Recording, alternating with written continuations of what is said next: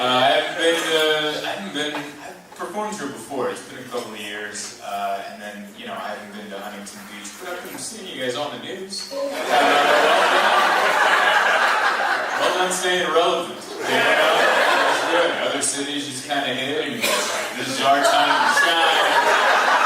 Oh, yeah! There's 3 places I saw on the news during the pandemic: Huntington Beach, Florida, and Texas. 3 of you guys were like, we're going to tell you we're doing it. Alright? I guess I should have known, but I guess I didn't, I always thought that about Huntington Beach, but I didn't know it. Then I saw it, I'm like, I guess, yeah. Well, that makes sense. I got the vaccine, I got the Moderna thing, which I didn't know was such a weird thing to say out loud. That's like a divisive thing to say, I got vaccine, someone goes, what? Like, I had a friend of mine get mad at me, a childhood friend. He's like, why'd you get that vaccine? And I'm like, because I don't know anything. I don't know anything. I never went to college. I didn't like it. Like, science class? I was into it until they put math in it. Alright? Like, I liked science in middle school. We dissected a frog. We learned about something. And then in high school, I'm like, I still like science, and they're like, hey, you know how you can't do algebra? Well, we brought it into this class. It's called chemistry, and this is where you quit. And that's where I quit. That's where I quit science, right there, sophomore year. And so I never went to college. I had a 2.75 GPA from high school, which isn't stupid, it's also not smart. Just an average guy. Just average, don't ask me to do the tip. Just the average whatever. And there was a virus, and these nerds came on my TV looking all nerdy. And they're like, hey, you should go get the vaccine. Because we went to college longer than you went to regular school. And I'm like, okay, I'll listen to you. I don't know, in a lab coat, what do I know? So I went and got the vaccine. And apparently, I think it's still 70-30, like 70% of the country has it, 30% didn't. And my friend's part of the 30, and I'm like, well, I did it because I listened to Nerds. Didn't you hear the Nerds? And he's like, yeah, I heard the Nerds, but I also listened to a jiu-jitsu podcast. And they recommended that we reconsider. And I was like, all right. And by the way, I'm not knocking you. I don't care. I don't care if you got the vaccine or didn't. I just went with the Nerds on this one. That's all. If I want to learn how to get abs when I'm 60, I'll watch the jiu-jitsu one. Just kettlebells? What are we gonna do? Just this? Just this until my girlfriend gets younger? Like, what? All those guys, that's why I'm scared. I don't want to just do this. Younger! And we're becoming R. Kelly. Too many kettlebells.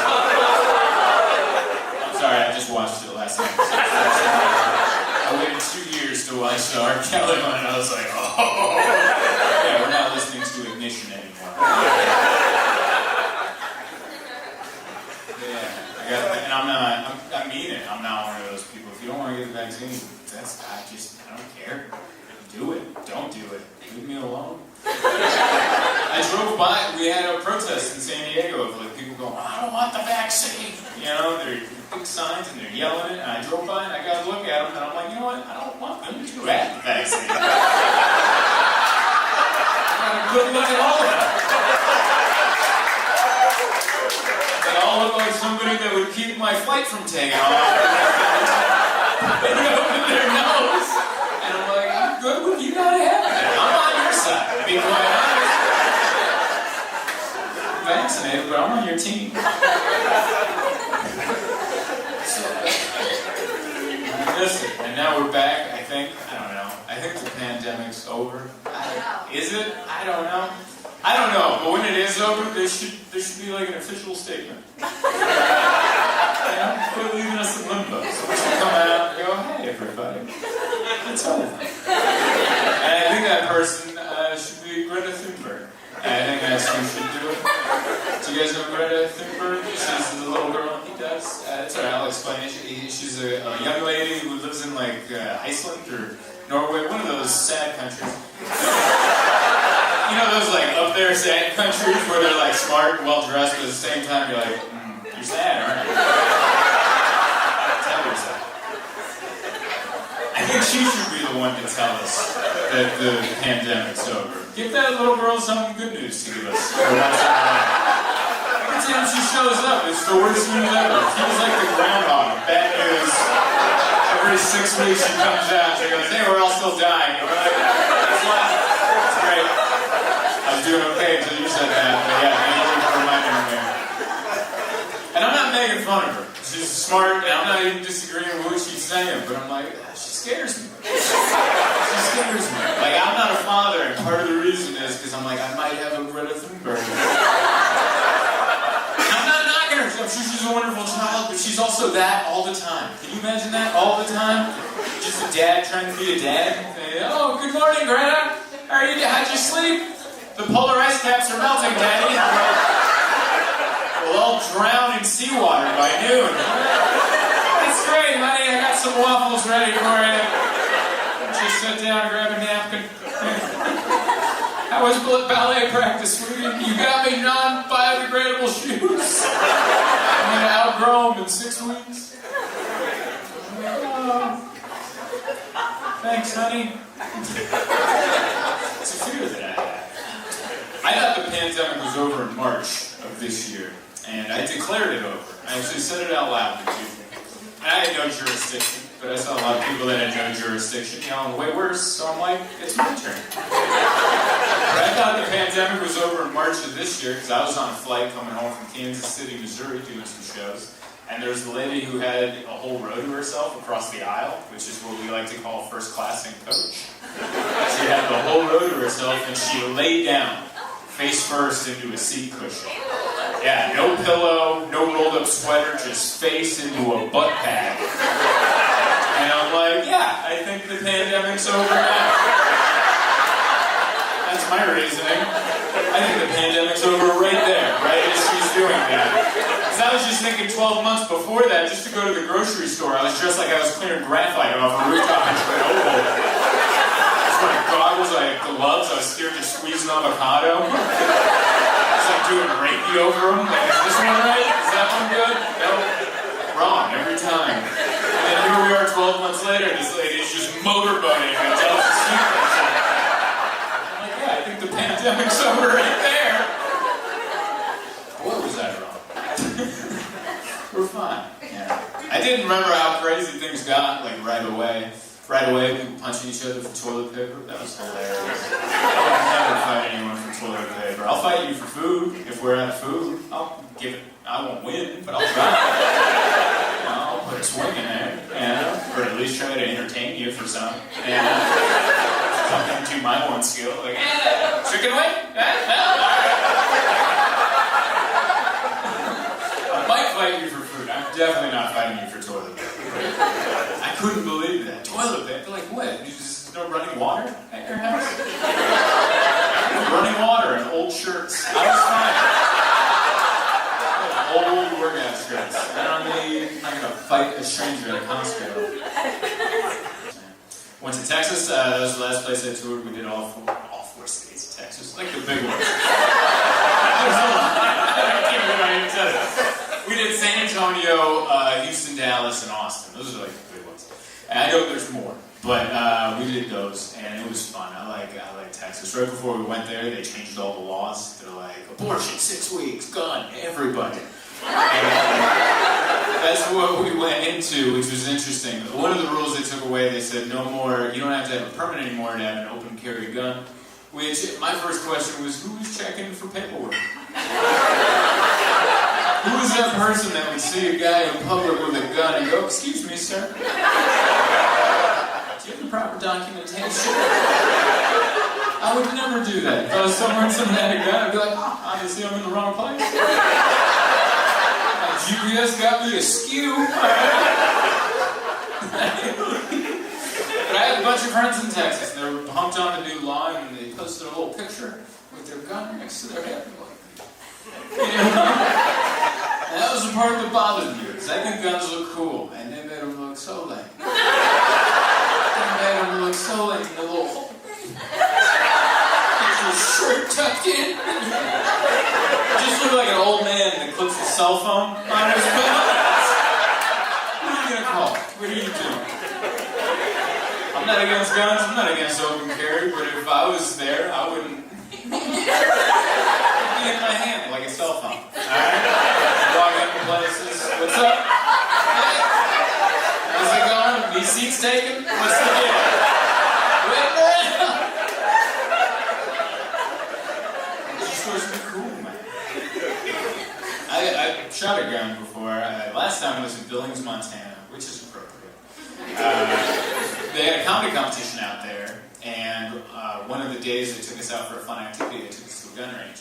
They took 26 of the most irresponsible people to a gun range, and I thought there would be more rules, and there wasn't. There's just one guy in shorts. And he clearly loved these guns more than he loved people. Like, each gun that he described, he was just like, and I'm like, do you want to be alone? Like, he loved these guns. And he was just like, have at them. And I was like, I thought there would be more rules. But there wasn't. I shot a handgun called the Judge, which I never understood the appeal of the gun until I shot one. And I'm like, ah! It feels so good. You just feel it in your bone marrow. You're like, I need this. And I was like having dreams about it. I'm judge, jury, and execution. Like, I was just feeling so good, you know? I shot big guns too. They had like the AR-15s and AK-47s, which I was really scared to shoot those because I grew up on action movies. All right, I grew up on like Sylvester Stallone and Rambo.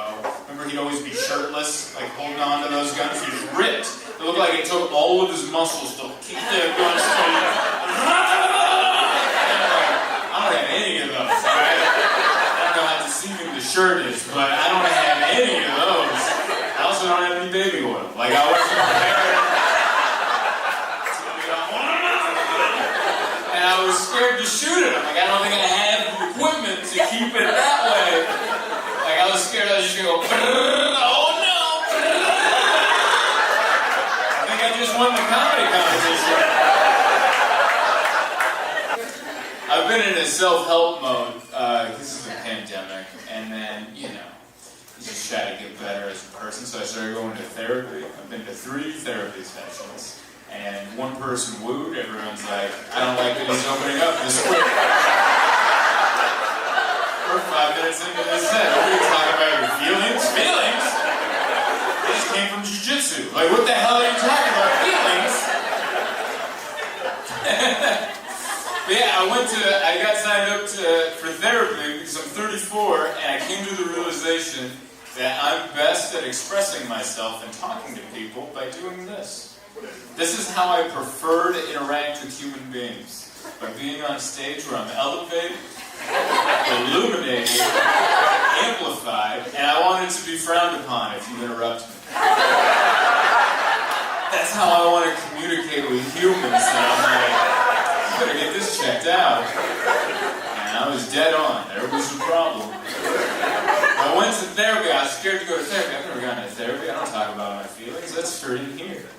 That's for in here. Oh, I got a problem. Keep it in there. Don't let it out. You're going to scare people off. If you let out these ideas out here, you're going to scare people off, which is stupid. Because during the pandemic, everyone's let their ideas out, and they've just formed groups. That Capitol riot, that was someone's idea in here. And for his entire life, he's like, I gotta keep this in here. I'm gonna scare people off if I have this idea. And then he yelled it out, and some dude dressed like a yak appeared next to him.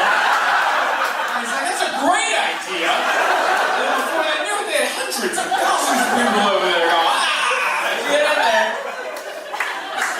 So I was scared. I was scared to release the inner thoughts, you know?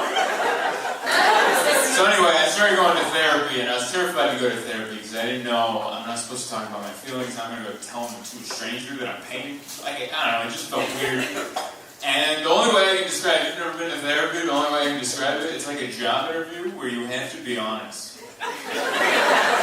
Imagine that. Imagine going on a job interview, but you can't do any of the bullshit answers. You know what I mean? Where you're like, oh, my biggest setback, I care too much. Sometimes I care too much, you know? Can't do any of that. Imagine that, going to a job interview and just be like, yeah, I'm just doing this till something better comes along. Anything. Yeah, I'll be late 15 minutes every day. And that uniform, yeah, I'll wear that for the first couple of days. But that's going to get lost, definitely. But imagine that, going to a job interview where you have to talk about yourself because you have to be honest, and at the end, you never find out if you get the job. That's what going to therapy is like. It's like going to a job interview where you have to be honest at the end, they never tell you how you did. You just kind of leave by going, that's it for today. And then I went home, my fiance was like, how did it go? And I'm like, I don't think I got it.